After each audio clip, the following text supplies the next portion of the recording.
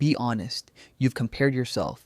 You check your balance at night and wonder if people your age have more saved. You scroll past vacations, new cars, and just closed posts and think, how are they paying for this? Today, we're pulling back the curtain. Some numbers will calm you, others will sting. But by the end of this video, you'll know exactly where you stand and how to move forward. I'm Sari. I break down money, personal finance, and wealth building without the noise or jargon. If you want clear, actionable strategies that actually work, hit subscribe. Benchmarks aren't about ego, they're about context. Like tracking your lifts in the gym or your GPA in school, knowing the median helps you measure progress and course correct fast. Without context, it's easy to assume you're behind when you might actually be on track. The median full-time worker earns about $1,000 per week, or roughly $52,000 per year before taxes. After taxes, the average take-home pay lands between $35,000 and $40,000. That's your real spending power. And when you start adding housing, food, insurance, and transportation, it suddenly doesn't stretch as far as it looks on paper. Median retirement savings for people who have accounts sit around $65,000. But here's the reality. 1 in 4 adults has no retirement savings at all. By age, the numbers tell a story. Under 25, less than 2,000 saved. Ages 25 to 34, about 14,000. Ages 65 and older, around 88,000. To put that in perspective, using the classic 4% rule, $88,000 in savings provides roughly $3,500 per year in retirement income. That's less than $300 a month. Enough for groceries, but not a lifestyle. The average Social Security benefit is about $1,550 per month, or around $18,600 per year. Some financial planners even assume zero Social Security in their retirement projections. They treat it as a bonus instead of a guarantee. Now, let's talk about spending.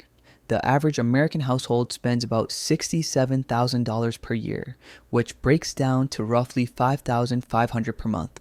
If your income is below that level, saving will not happen by accident. It requires intention. Here's how the average budget looks. Housing costs around $1,885 per month, including rent, mortgage, and utilities. Food averages nearly $700. Transportation runs about $900. If housing and transportation together exceed half of your take-home pay, you'll constantly feel like you're falling behind. The average FICO credit score is around 715, which is considered good.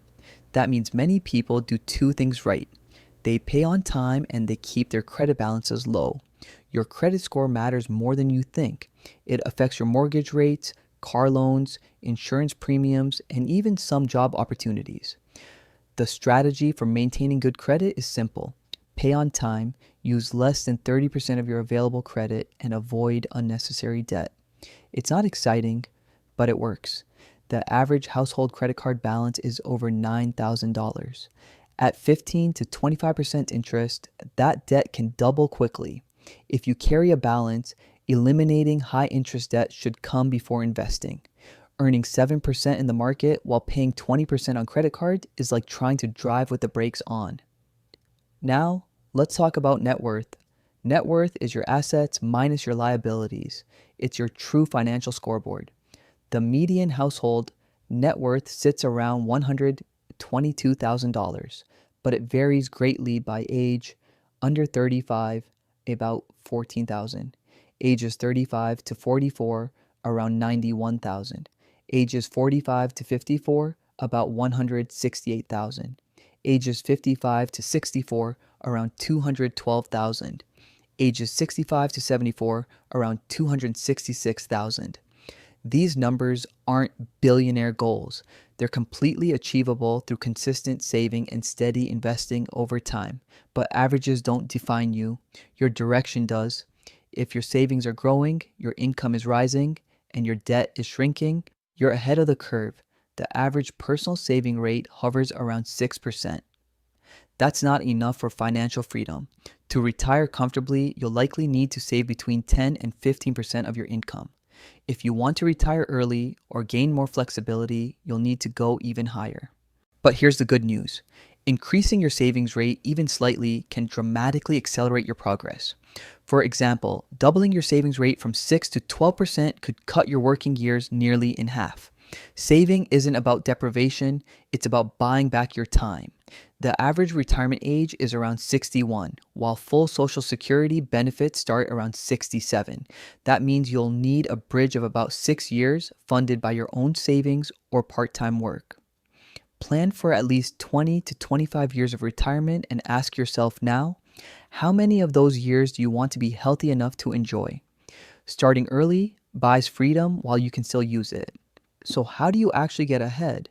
Start by creating a surplus on purpose. If the average household spends $5,500 a month, design your life to run on $4,500. That extra $1,000 each month becomes $12,000 per year you can put toward wealth. Save more than 6%. Automate 10 to 20% into retirement accounts like a 401k or IRA. Always take advantage of your employer match. Eliminate high interest debt using the avalanche or snowball method. Invest in low-cost index funds and automate contributions the day your paycheck hits. And right-size the big three: housing, transportation, and food, because those areas matter far more than small luxuries ever will. Increase your savings rate with every raise. Capture the difference before it disappears into lifestyle upgrades. Protect your downside by keeping a cash buffer of 3 to 6 months of expenses. This prevents credit card relapses and allows you to invest through downturns without stress. Small improvements across several areas compound into massive long-term results. Earning more, spending slightly less, and investing the difference consistently is the real formula for wealth. The average car payment in America is around $700 per month. If that money were invested for 30 years at an 8% return, it could grow to nearly $1 million. That's the hidden cost of lifestyle inflation. Comfort today often comes at the expense of freedom tomorrow. Before making any major purchase, pause and ask yourself one simple question. What could this money become in 10 or 20 years? The answers to that question build freedom. Impulses rarely do. Now let's talk about mindset. Comparison is the thief of peace. Most people compare themselves to the highlight reels of others, but no one posts their credit card balances, their rent increases, or the years of struggle it took to reach that success. Your journey won't always be visible, but that doesn't mean it isn't working. Progress in personal finance is quiet. It happens in the background through thousands of small, consistent decisions. If you're saving a little more, learning a little more, and making better choices than you did last year, you're already ahead. Average habits create average outcomes. Tight budgets, delayed dreams, and constant stress.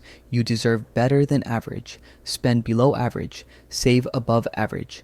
Avoid high interest debt. Invest automatically in simple, low-cost funds.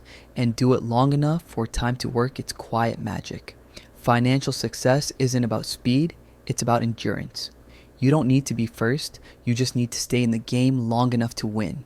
If this gave you clarity, hit subscribe, and let's build money habits that make you unshakable.